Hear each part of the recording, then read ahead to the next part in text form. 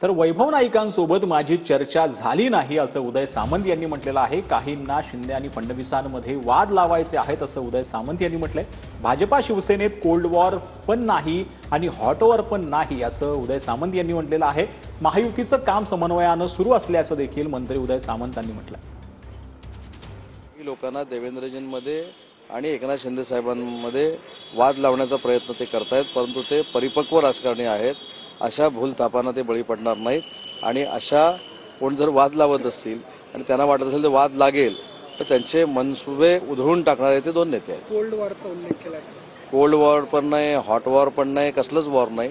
अतिशय समन्वयानं महाविकास महायुतीचं सरकार हे अतिशय वेगानं काम करतं। आता वैभव नाईक डायरेक्ट शिंदे साहेबांच्या जर संपर्कात असतील तर मला माहीत नाही, परंतु माझी काही त्यांच्याशी चर्चा झालेली नाही। अशी चर्चा आहे एकंदरीत ते येतील पक्षात? हे चांगलंच आहे ना, ते माझे कॉलेजपासूनचे मित्र आहेत आणि त्यांनी तसा निर्णय घेतला तर निलेश राणे साहेबांना विश्वासात घेऊन करण्याच्या संदर्भात निर्णय घेऊ। पण तिथे आता आमदार निलेशजी राणे आहेत, तर या संदर्भात निलेशजी राणे साहेबांची देखील चर्चा करावी लागेल।